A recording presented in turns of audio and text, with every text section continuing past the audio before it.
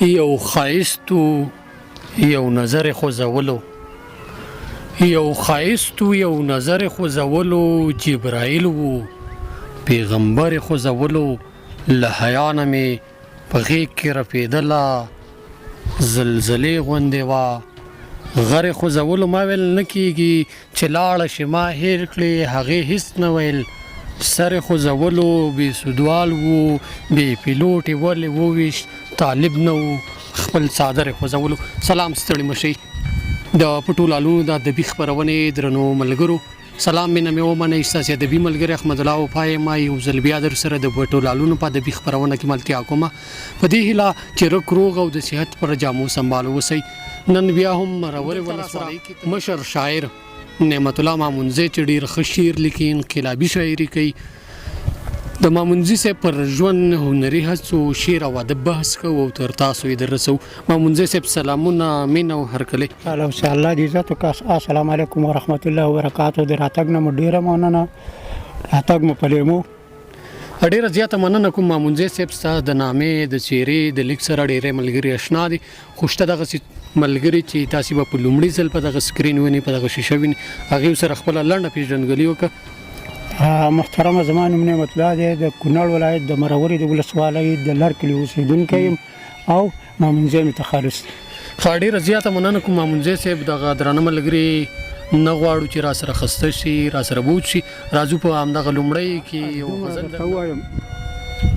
دا د سړو ژبه دا د سړو ژبه سړو زمونږ ژبه ده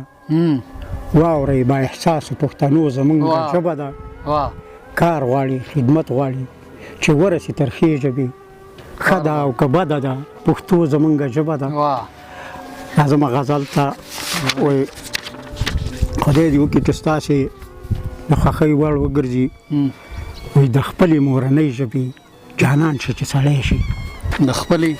خپلې مورنۍ ژبې جانان شه چې سړی شي پښتونه د پښتو په لار روان شه چې سړی شي اغیارې واکدارۍ ته چې په خپل ژوند تسلیم نشي اغیارې زورواکۍ ته چې په خپل ژوند تسلیم نشي په عزم او کردار کې باچا خان شي چې سړی شي او غفلت په علمیت کې په ځان ونه منې پوشه غفلت په علمیت کې په ځان ونه منې پوشه په پوهه مساوي د پوه انسان شي چې سړی شي او له دې مورنۍ ژبې له پښتو پر ان او فکر خوشحال بابا خټک او غني خان شه چې سړی شي او کوم څوک چې تا ته ظلم ستا په ملک او قام درښیي منکر تر دغه کس او دغه ځان شه چې سړی شي او په خپل افغانیت باندې سپېڅلی ایمان راوړه په خپل افغانیت باندې سپېڅلی ایمان راوړه منکر په جار اشنا د پاکستان شه چې سړی شي او صحیح تاته او رښتیا تاته ستا دوست مامونزی وایم صحیح تاته او رښتیا تاته ستا دوست مامونزی وایم زهیر په بد حالات د ورور افغان شه چې سړی شي. مننه ډېره زیاته مننه کوم مامونزی صاحب واقعا چې خواږه الفاظ وو بیا د مامونزي صاحب پر ژبه او په دغسې ماحول کې بېل خوند کوي. مامونزی صاحب عموما موږ یو پوښتنه کوو یو دغه کوو چې یو شاعر چې کله مینه وکړي مین شي هغه باید شاعري وکړي یو عام انسان ستاسې په اند او نظر باندې مامونزی هم چېرته مین شوی و که نه څنګه شاعري شروع داسې انسان نشته چې هغه مین نه وي همدومره به درته زه په لنډو الفاظو وایم چې هر انسان باید انسان د مین نه پیدا دی او مینه کوي. د یو شاعر دپاره په شاعرۍ کې محدودیتونه څه دي باید کوم محدودیتونه وساتي؟ شاعر باید ډېر خوږ ژبې هنرپال ډېره لوړ استعداد ښه لغات د شعر محتوا ټوله مراد ښه شاعر په ښو لفظونو په ښه فکر په ښه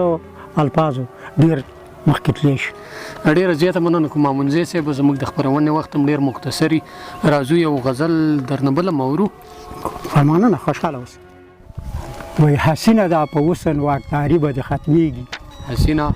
حسینه دا په حسن واکداري به دې ختمیږي نیمګړې زندګي د بابایي به دې ختمیږي او خبر اوسه له تللو او د تکل اسباب تیار کړه دا ژوند په دې دنیا دا انساني به دې ختمیږي او